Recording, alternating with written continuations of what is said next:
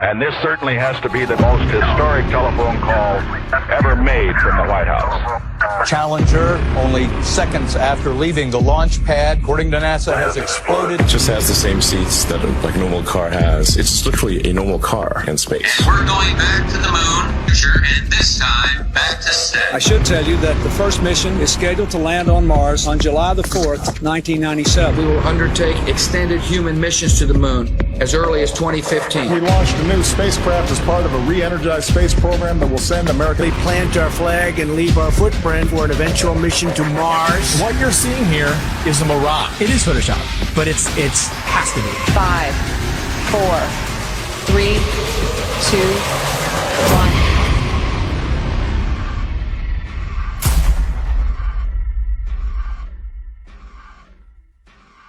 The one thing globe believers need to understand is that you don't just take the spinning ball Earth and flatten it out and put it back in the heliocentric planet and it's flat and the rest of the planets are round.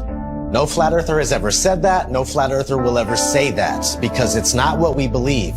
The Earth isn't a pancake floating in outer space, and you will never hear a flat earther say that. And if you would ever actually take the time to study it for yourself, or hear a flat earther through, then you would find that it's much different and things would actually make more sense. They've got the narrative control to where anyone that goes to search for this, they're going to see pancakes floating up in space, and it turns people away. Or they see a snow globe out in the middle of space with water falling off the sides, and they're like, what is this? It turns them away. The mainstream agenda was to push their false narrative, all these hit pieces on flat Earth. 2016, 2017, that was pretty much the end of the YouTube era, where we could actually find real evidence, real content. Any search engine, the algorithms are suited to their favor. You're going to see all the hit pieces. You're going to see all the stuff that's there to debunk flat Earth. So it's just it's almost impossible to get the real information. YouTube plays a major campaign by Google and YouTube and all of these corporate lying companies to discredit the flat earth. Why do they have that disclaimer under every video dealing with the topic of flat earth, that it is an archaic, antiquated, outdated model that the ancients used to believe in? Of course, the ancients were stupid. They didn't know how to build Gothic cathedrals, and they didn't know how to build cities and pyramids. The problem is, people that think that flat earth is stupid think flat earth is stupid because they're thinking of a stupid flat earth. And they ridicule and make fun of flat earthers. It's absolutely ridiculous. Since 2015, the content providers for flat earth have had a living hell. We have been ridiculed, we have been trolled, we have been censored beyond belief by YouTube. It's really difficult to get the truth out there. YouTube controls the algorithm. Who owns YouTube? Google. These are these big corporations that came in and said, the flat earth is getting way too big. People are finding this out. We don't want them to find this out. This will just completely destroy our agenda that we've worked so hard for. We're losing it because of our own technology that we created. So they had to get involved. Withholding information and knowledge is a form of control.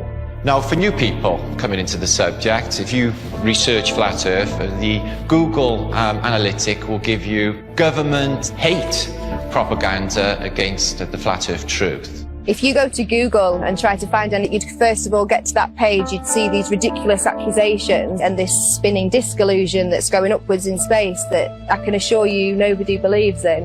Until somebody walks in with a load of shit on you, everything's fine until somebody out there has evidence that's going to prove you guilty. And that's what these trolls are on social media, and of course the algorithms. That globe believers come at you with is we've known for 2,000 years. Aristophanes figured it out with his sticks and shadows. Well, Aristophanes may or may not have been a real mathematician. He figured out the shape of the earth. That would have made him the Michael Jordan of mathematicians, but nobody ever mentioned him in a book until the mid-1900s. What's crazy is I've talked to some elderly people, and they've told me that back in their day when they were in school, they didn't even learn about people like Copernicus or Galileo. Everything's up for grabs at this point. People like Christopher Columbus and any other figure in history could be totally false or created just for some sort of agenda. This is everywhere. We found somebody in Croatia. They said they were teaching flat earth through the 1930s. Most people think that this flat earth versus globe earth has been going back and forth for thousands of years. No, it has not. This is a brand new deception. They come up with these stories, these fictional stories, fictional characters, to reinforce that we live on a ball. All of our globe provers, Galileo, Aristophanes, Copernicus, the pictures of them show that they're Masons, but I contend that we don't even know if they're real. All of our history is a lie. I've met people that said that they were taught flat earth in the early 1960s in school. They were taught flat earth and globe earth, and then it kind of just went away. I interviewed Ruth, a 102-year-old woman, back in February of 2020, and she was taught flat earth in public school in Connecticut. Tell me your name. Ruth Heath. Ruth, and how old are you today? 102. 102. So you were born in 1918. 1918. And we were just talking, and I asked you what shape the Earth is, and what did you say? What were you taught in school in elementary school? I was taught in school that the Earth was flat. Where did you go to school? Elementary school? I went to Spruill School in Hamden, Connecticut. So how does it make you feel to realize that you were right as a kid? It makes me feel better. It does make you feel better, right? Oh, it makes me feel alive. Oh my God, that is so true. My whole life, I believe, what I was taught. That's and then right. when I discovered the flat earth. I feel better about it. Because we are the center of creation. That's right. We are important. That's right. We are here. We are God's children. And when all the problems that are happening in this world today. I'll give you some good news. A lot of the problems that they report on the news aren't even real. That's right. That's right. They're just keeping us in fear. Keeping up. That's right. That's right. That's right. I understand that. I understand. They just say what they want people to know. That we never went to the moon? That was all fake? Is that right? That's correct. I saw that all happening. Yeah, so did I, and we all believed it, but that was just to reinforce that people to believe they can live on a ball, they can walk on a ball. It's such a lie. It's such a lie, but knowing the lie is like going to a magic show. I woke up. Yes. That's what we call it. We call it red. This is your moment of waking up. It's when you go to see a magician and you know how the tricks are done, and the magic no longer works on you, and you're free from the illusion. So knowing this is going to free your heart. Cry. Yeah, it's okay. It makes me cry. Happiness. Yes. Tears of joy. Yes. Thank you. All right, give me a hug. Here we go. All right. Rockefeller seems to have a role in this. He started the General Education Board and continued being involved with the educational system. The fact of the matter is, the people that have been in control, they're in control now, and they're going to continue to be in control, whether they pass it down or change the name, whatever it may be. But yeah, I mean, whenever Rockefeller's name is tied to something, it's always something to question, that's for sure. That's a huge red flag for me, that they can come in and change everything we know, all of history, and turn it into deception, and keep teaching the deception over and over and over again until it becomes the norm. Nation of thinkers. This was the same person who was found guilty of antitrust violations around the turn of the 20th century. As long as you push these textbooks, as long as you push these... This should tell you something, why we can't talk about literally the thing that we're standing on. Why is that? Knowing that there is a creator, absolutely, that is one of the main reasons to hide this. But, at the same time, it's nowhere near comparison when 1 billion people find out that there's more land. It's about hidden land. I think there's possible they could be hiding land in here somewhere with us. And I think that the Antarctica Treaty is very, very, very sinister, and there must be something else going on. They went really tough with their implementation of the Antarctic Treaty and everything else, and just to keep people away from the truth. They didn't want people to know about more land. Haven't we been fighting over land forever? Isn't that what always happens? Countries fighting over land, but not on the outskirts of Antarctica. Oh, no, no, no. No fighting there. They're all in agreement. You can't go there. You can't explore any of it. That treaty was in effect in 1959. It can't even be questioned until the year 2041. The longest lasting treaty that all of the world signed on to at the same time and is still in place. Antarctica is the container of our world oceans. What is beyond Antarctica? Why is the government hiding Antarctica from us? Why is Antarctica completely off limits except for taking a tour of a little peninsula off of South America, which is nothing? And people go, well, you can go to Antarctica. We spent months trying to actually do it. Yeah. I was going to send a crew. They won't call back. You can't even go there. There's one peninsula where you look at penguins. Exactly. Then you think, I have some friends that went to fucking South Pole. Yeah. They put them in that little fucking island with penguins. You can't just saying you went to Antarctica and you walked around it. He's like being in New Jersey and saying you were chilling in California. It's fucking huge. There's about 100 different companies that you can spend a lot of money to go on a little guided tour of just that peninsula, but all of those companies are owned under one umbrella. One person controls them all. They don't let anybody explore Antarctica.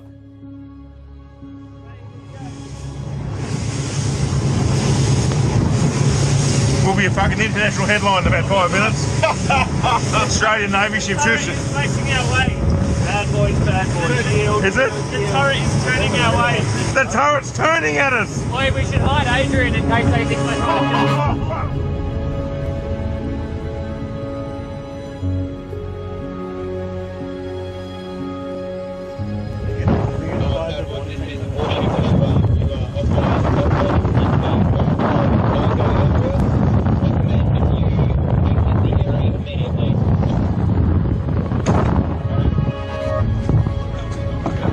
We're just traversing. Is there a helicopter coming at us now? Are we late? I don't know. Just travel, just go. Just go. You sent out the chopper. That's a drone. Is it? That's unreal.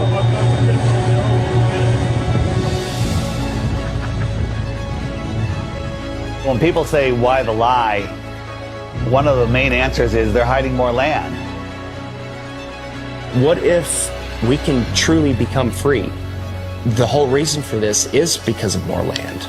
Because think about it, if there's more real estate, if there's more resources, natural resources, if there's more food for our starving children, if there's more space, more room for us to get away from the child sex trafficking, if there's places where we can go and other civilizations we can be a part of, where they don't charge you for water, they don't charge you for free energy, they don't charge you for property taxes.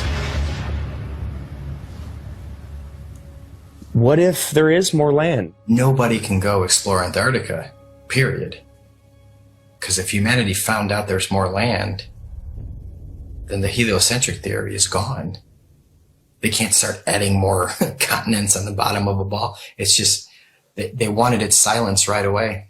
There is evidence out there through old maps, namely the 1,000-year-old Japanese Kawabashi map, which shows continents and lands outwardly of what they call the ice shelf or the ice wall. So why are they teaching the globe model? Well, you see, the globe is a container, and it's a container of all the known land.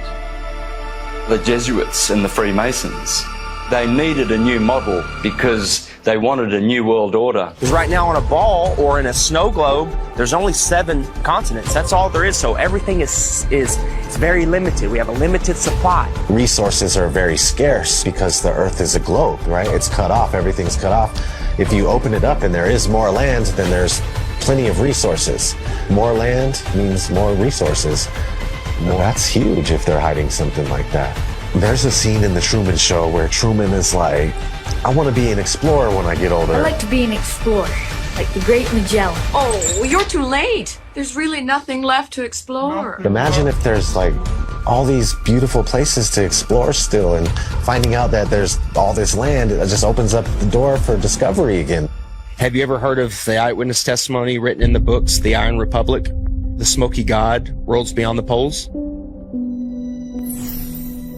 In the late 1800s, there was a series of articles written in Florida Magazine about a politician that was tired of what was going on here, got a big ship and a crew, was exploring Antarctica, and he found a passageway through, and he popped out into the ocean, was lost for about a month. Finally, they found land with a city, and they pulled up, and it was a very advanced, quite different civilization, and very friendly, and they stayed there, and he writes about all the experiences he had there. In the late 1800s, they were talking about more land beyond Antarctica. Remember, the word extraterrestrial means extra land. They're telling you that there's more land in here that they don't talk about. There could be more land in some of the oceans where it's just all blue on the map. Nobody knows. You're not cruising around on big ships or flying over it on planes and looking, nobody's out there charting anything. Have you heard of such a thing as no-fly zones? For instance, you can't fly in certain areas near the Arctic Circle or the Antarctic Circle. The reasons being is because there are lands there that we're not supposed to know about. They don't want those lands to be discovered. All these corrupt systems that are stealing money from us, kidnapping our children, just doing horrible things. They rely upon the cattle staying on the ranch, the slaves on the plantation. That's why Flat Earth is the most important knowledge we can obtain. It's because there is more land. Don't look at us and say, go prove it. They won't allow us to go prove it. We're not the lazy ones here. We're being restricted from going to prove this to you.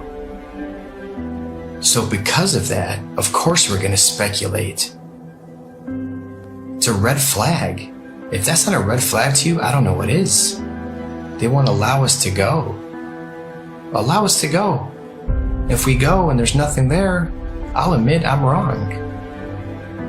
But all signs point to that they're hiding more land. You have to have permission to do everything. You have to have permission to marry the love of your life. You have to have permission to travel down the road when we have the inalienable right to travel from point A to point B. You people think you're free? You're not free. You're free-range chickens. That's what you are. You're free-range chickens held in an area you're not allowed to go past, and if not, you go to jail or you get shot. Stay on the plantation, do what you're supposed to do, pay your taxes, and shut up. Right? There's endless amounts of everything, and there's so much more land out there, and there's many places to explore, and they just want to keep us here in the middle of the pond, stuck here thinking that this is all there is. What happens to the price of gold and all natural resources if there's more land? Gold can't go to $1 an ounce. Gasoline can't go to 20 cents a gallon. We can all have, thousands of acres of land to ourselves. The whole system crumbles. The entire system crumbles. Period. On the other hand, we have the North, which is also off limits. I went on my first official trip. I was going with my father and my grandpa Sinclair up to the North Pole. It was a very glamorous destination. I figured I was finally going to be let into the reason for the existence of this high security Arctic base. I was exactly right. We drove slowly through and past the buildings on a special top secret mission. And that's when I understood just how powerful and wonderful my father was. The North Pole is a biggie. It's always been in my mind. I've juggled with the idea, is there hidden land? Could they have possibly hidden a continent in the Arctic Ocean, which is seemingly an ocean? They could hide land there. Many old maps will show you the Hyperborean, 4 continents, and in the center, Axis Mundi. And I think that is what's there. I think there is Mount Meru. And I think that gives off an acoustic device. There's definitely something special going on up there, and if you just think about that long enough, why do compasses point north? I mean, that's really wild in itself. What if we all took our compasses out and just followed them until it stops? A compass will always point north, towards the magnetic north. There's some kind of force or some type of energy, frequency, vibration that's pulling that needle to the north. It's crazy to think that all compasses are pointing north to the North Pole. No compass points south. There is no South Pole. There's no compass that's going to go south. And no, it's come to the north. There's something there. I think we can all agree there's something there. And it's crazy that they cover it up. They've covered it up for so long. There's ancient civilizations, the Nordics. There's people have talked about, the Rupert Nigra, the Mount Meru, the giant magnetic mountain at the center. An entire magnetic mass or a mountain that is strong enough to make everybody's compass point north. When I was a kid in school, they showed us a National Geographic video of the guys that were getting to the North Pole, and they just basically made it look so horrible and miserable and dark and cold that no kid ever in his life would go, hey, I want to go to the North Pole. So if you watch any documentary about the North Pole or anybody venturing to the North Pole, all you're going to find is some dude mobbing on an ice sheet, and he's got a little device in his hand. He's like, 3, 2, 1, North Pole. And that's not the North Pole, man. That's bullshit. I just don't know what this is. It's a map. My father showed me a map like this once. Inside this circle is your world and my world. Many others. No one knows how many. The Dark Tower stands at the center of all things. And it stood there from the beginning of time. And it sends out powerful energy.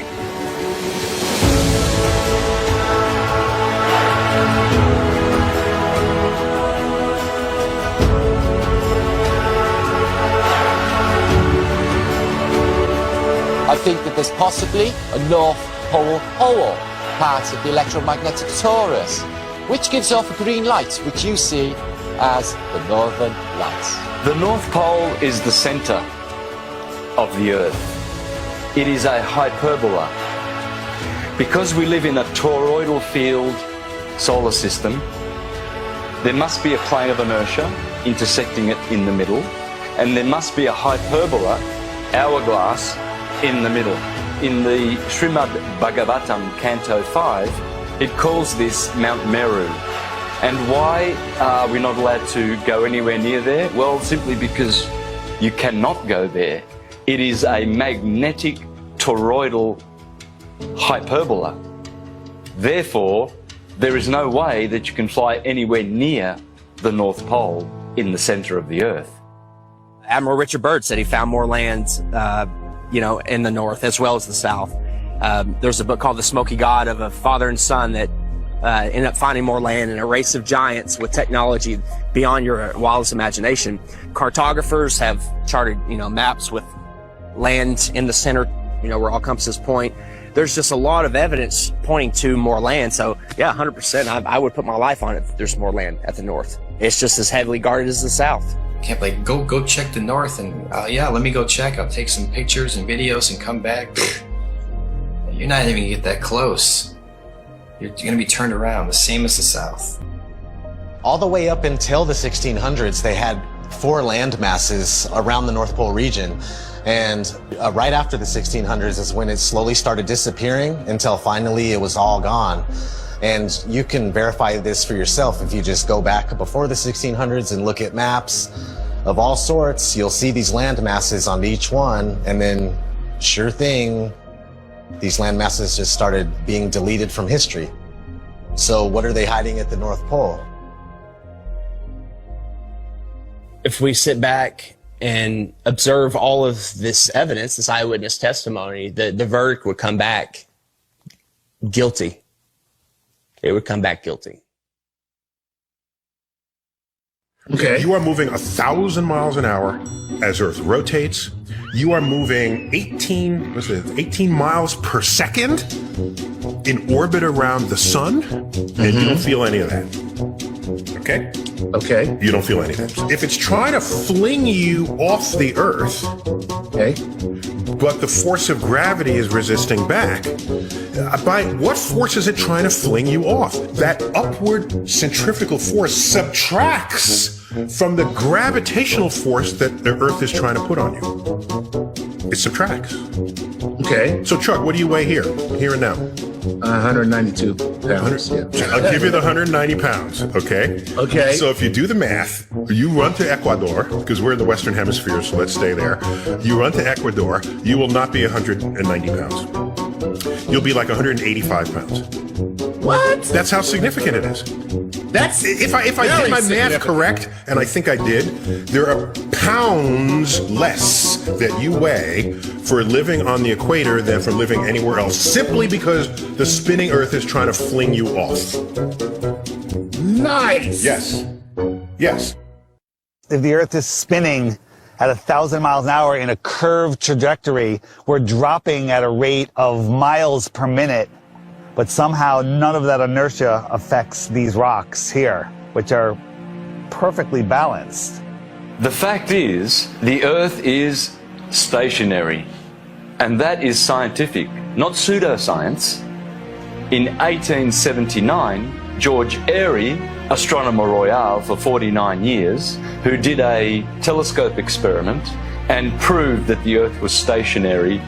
Then we have Parallax, also known as Rowbotham, who carried out an experiment in the late 1800s on the Bedford Levels experiment, where he went at a distance of 6 miles, which should have showed up some sort of curvature of around 16 foot. No curvature was seen at all. Then we have Michelson, Morley and Sagnac in the early 1900s with their interferometers, using light instead of telescopes this time. And with their interferometer experiments, they proved that the ether over the Earth, the field, is moving and the Earth is stationary. We also had Michelson Gale. They did an experiment in the 1930s and proved that the Earth is stationary. One of the greatest science experiments of all time, in my opinion, is from Marconi. Marconi in 1901 set up transmitters to send radio waves, like signals, wireless signals across the ocean, Atlantic Ocean, okay? So he has one set up in Europe and one set up in Canada, okay? And they're sending signals, I think the letter S was the first one, boom, and it worked. Almost 2,000 miles across the ocean, they got the signal. There's no curvature. You're talking about 600 miles of curvature between the 2 points. But it worked because all water's level. I don't even know if he was trying to talk about that at the time. It was just more about his technology that he was coming out with. And have you learned about that in school? No. Then we have Pierluigi Ghina, a colleague of Marconi. And before he died, he showed people in his laboratory how the Earth is stationary. You can go to my channel, Mr. Astrotheology, and you can see videos of Mr. Pierluigi Ghina proving in his laboratory with strobe lights how you can prove quite easily that the Earth is stationary. Every scientific experiment throughout time looking for axial rotation or curvature has proven the opposite. They don't teach this in schools. any observation, when you go outside on a calm morning, you can see a perfectly glass lake. And your senses will tell you that, nothing is moving. We, stationary earthers, we have science, real science, on our side, and the globies have pseudoscience. In fact, all they have is Einstein saying, I have come to believe that no optical experiment can prove that the Earth is moving. And yet, the Earth is moving. Science! Yeah, Albert Einstein. I always recommend people go watch Albert Einstein in his interviews. He's reading cue cards. He's reading notes that someone handed him, kind of like people on TV nowadays. There is no optical experiment ever been conducted that can prove that the Earth is moving. The Earth is spinning at 1,040 miles an hour. You can't feel it. You can't measure it. You can't observe it. You can't repeat it. But trust us, there's not one experiment that shows the Earth is spinning or moving whatsoever. There is, however, an experiment that was proven in Behind the Curve. Bob Nodell was talking about the ring laser gyro, showing that there is a apparent 15 degrees drift throughout most of the day. When we turned on that gyroscope, we found that we were picking up a drift, a 15 degree per hour drift. And this was taken out of context. It was later, the experiment was done at a higher altitude, and it showed a different rotation speed, which absolutely proves it's not the Earth that's moving, that it's the ether that is spinning above us. Netflix is mainstream. Netflix is the alternative mainstream narrative. Netflix can't go against the grain. They'll lose their contract. A documentary, like a mockumentary. I'm sure someone watched our movie and was like, whoever made this movie is a government shill, and they're just trying to hide it. Netflix is in on it, trying to hide it. Yeah, he accidentally proves that the Earth is round. It was the biggest mic drop. It was the biggest mic drop, and I love that you kind of cut it. The thing is, we have technology that is outrunning their lies. Now we